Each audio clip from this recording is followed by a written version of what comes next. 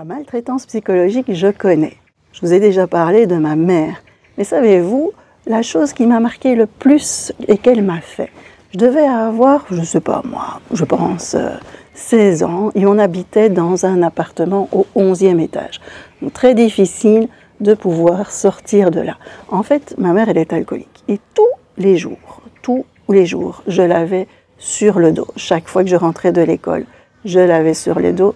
Et ça, depuis mes 8 ans. Donc de 8 à jusqu'au moment où je suis partie de la maison à 21 ans, je l'avais tous les jours sur le dos. Je rentrais, j'ouvrais la porte, elle était complètement saoule et elle était méchante. Et elle me suivait dans l'appartement en me racontant des méchancetés, que je valais rien, que j'aurais mieux fait de mourir, mais qu'elle ne savait pas se débarrasser de moi quand j'étais dans son ventre, que j'étais une mauvaise herbe, et les mauvaises herbes, on ne sait pas s'en débarrasser. Voilà tout ce qu'elle me racontait à longueur de journée, pendant des heures et des heures et des heures, jusqu'au moment où elle s'écroulait dans son lit.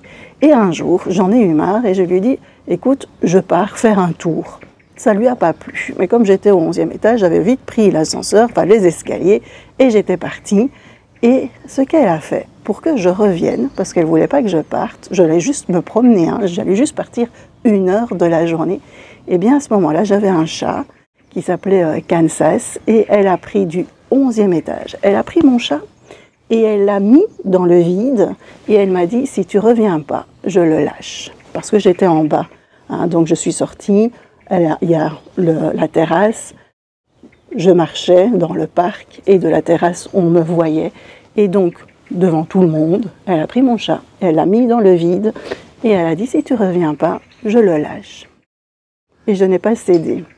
C'était dur, hein. Je lui ai dit « Si tu le lâches, je te jure que tu ne vivras jamais bien le restant de ta vie ». Et je suis partie, je me suis retournée et elle n'a pas osé le faire. Mais ça, c'est quelque chose qui m'a marqué et qui me marquera toujours et qui restera profondément ancré en moi. C'est quelque chose juste qui est inadmissible. On ne fait pas ça à des enfants. On ne traite pas mal les enfants, et même là, si j'étais adolescente, des adolescents. La deuxième chose que j'ai vécue aussi, pour sortir de là où j'étais, j'ai rencontré le prince charmant. Prince charmant, vous pouvez imaginer qu'il n'était pas si charmant que ça, parce que comme je vous ai déjà expliqué, si vous êtes en mal-être émotionnel et que vous cherchez absolument des personnes qui veulent vous donner de l'amour, vous attirez des personnes toxiques et vraiment toxiques. Et là, je suis tombée sur une personne très toxique. Les débuts, magnifiques, super. Et puis après, il y avait des petites choses qui n'allaient pas bien, mais je n'ai pas eu le courage de faire marche arrière. Je suis même allée jusqu'à me marier. Quelle idée! 6 mois après, j'étais divorcée. À partir du moment où j'ai été mariée, ça a été un enfer. Un enfer. Je mettais ma voiture au parking. Si elle était un tout petit peu de travers, j'avais une scène. Si j'avais fait je ne sais pas quoi, si j'avais mis une chemise qui ne plaisait pas, j'avais droit à une scène, à me faire traiter de tous les noms. Et un jour, le jour où tout a basculé, si vous voulez savoir, c'est que une nuit, j'avais fait un rêve, j'avais rêvé que j'étais enceinte, que j'avais accouché d'un magnifique garçon et que tout le monde me disait « mais votre bébé, il est magnifique » et on le donnait au papa. Et le papa, c'était pas mon mari. Et là, ça m'avait fait quelque chose. Le matin, je m'étais réveillée, je m'étais dit « ouh, là c'est un drôle de rêve quand même ». Et le lendemain soir, je discute avec cet homme-là et je lui dis comment tu trouves notre relation, qui n'était pas bonne du tout. Et il m'a dit, moi ça va, mais en fait c'est toi qui ne va pas. Et il y a une grande question que je me pose, c'est que quand tu te regardes dans le miroir, je me demande comment tu fais pour ne pas vomir. Et ça, c'est une phrase qui me restera toujours ancrée en moi. Ça, c'est la phrase où je me suis dit, ouf, là on atteint un niveau élevé de méchanceté, de maltraitance. Et là, je me suis dit, jamais, si je dois avoir un enfant, ce ne sera pas avec un homme pareil et je ne lui ferai pas vivre ce genre de choses-là.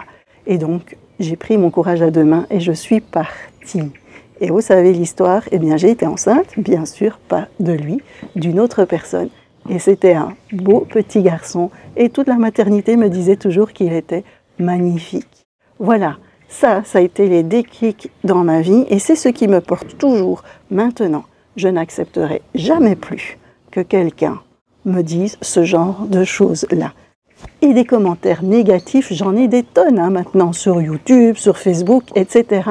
Eh bien, plutôt que de me descendre, parfois ils font mal, c'est vrai, mais ça me donne la force d'avancer parce que je sais que ce que j'ai vécu, ça peut faire du bien à tout le monde. Et Chico, eh bien, il est d'accord avec moi.